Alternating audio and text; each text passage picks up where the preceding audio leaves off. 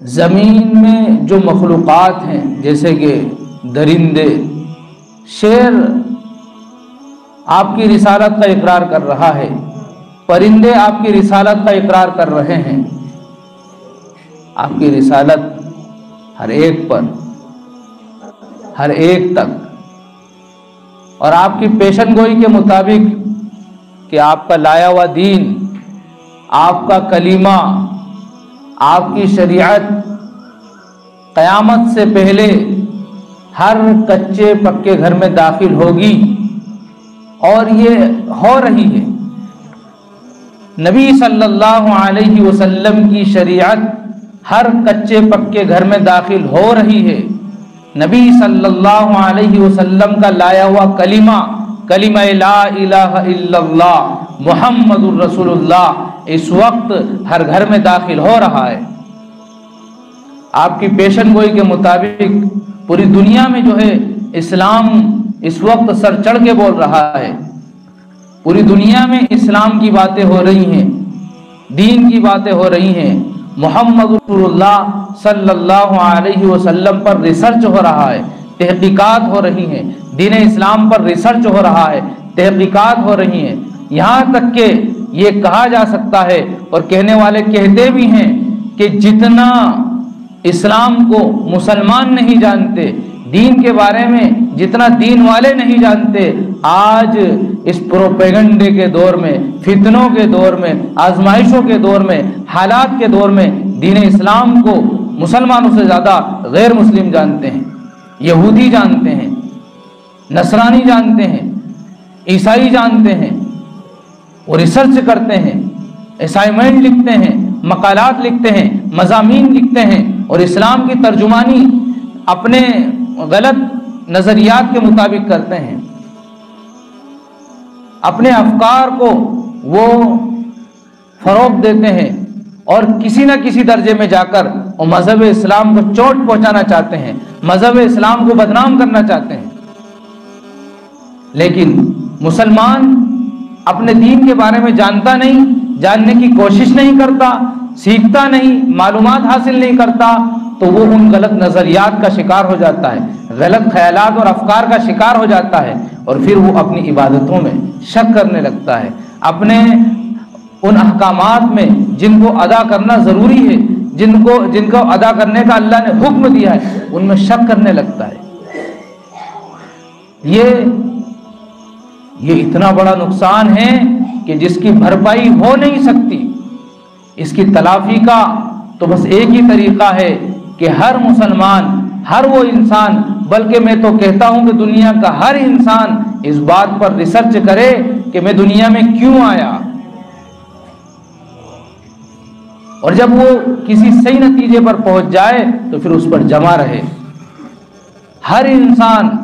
اس بات پر جب تحقیق کرے گا، اس بات پر جب ریسرچ کرے گا، تو امید ہے کہ وہ صحیح نتیجے پر پہنچ جائے گا۔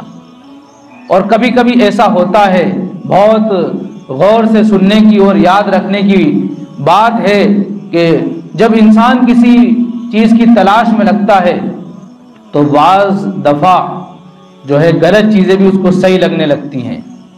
اور وہ بعض دفعہ غلط جگہ اپنا ٹھہراؤ کر لیتا ہے، اپنا قیام کر لیتا ہے۔ جن کو احساس ہوتا ہے وہ پھر منزل کی طرف بڑھنے لگتے ہیں، لیکن جن کو احساس نہیں ہوتا، جن میں صحیح فکر اور پڑن نہیں ہوتی، وہ غلط جگہ پڑاؤ ڈال دیتے ہیں، اور اسی کو حرف آخر سمجھ کر، منزل آخر سمجھ کر جو ہے ٹھہر جاتے ہیں، اور وہ بھی بربادی کا شکار ہو جاتے ہیں۔ اگر انسان نے، اور دنیا کے ہر انسان نے اگر اس بات کی کوشش نہیں کی کہ میرا رب کون ہے، میرا خالق اور مالک کون ہے، میرا آقا اور داتا کون ہے، اس بات کو سمجھنے کی کوشش نہیں کی، تو اس نے اپنی دنیا برباد کر لی، اور اس کی دنیا تو برباد ہوئی، اس کی آخرت یعنی جو دوسری زندگی ہے، جو بالائی زندگی ہے، اخروی زندگی ہے، جو دائمی زندگی ہے، جہاں ہمیشہ رہنا ہے، جہاں مرنے کے بعد کوئی موت ہے ہی نہیں، وہاں ہمیشہ زندہ رہنا ہے، جو ابد الآباد تک کی زندگی ہے، وہ بھی برباد ہے، وہ بھی جو ہے خسارے میں ہے اور ٹوٹے میں ہے۔ دنیا کا خسارہ وقتی ہے، دنیا کا نفع وقتی ہے، دنیا کی زندگی وقتی ہے، دنیا کا ہر سامان ہر ساز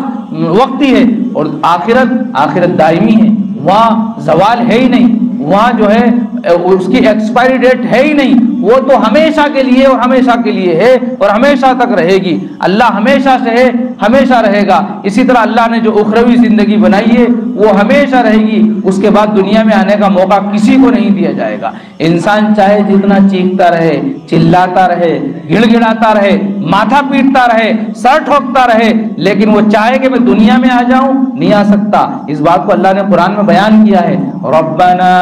ابصرنا وسمعنا، اے ہمارے رب کان کھل گئے، ہم نے سن لیا، سمجھ لیا، سمعنا اطعنا، ابصرنا آنکھیں کھل گئی، کان کھل گئے، کانوں نے سن لیا، آنکھوں نے دیکھ لیا، فرجعنا ایک بار اور دنیا میں بھیج دیجئے، ایک بار اور دنیا میں بھیج دیجئے۔ اللہ تعالیٰ ان لوگوں کی طرف توجہ دیں گے ہی نہیں، دھیان ہی نہیں دیں گے، وہ چلاتے رہیں گے۔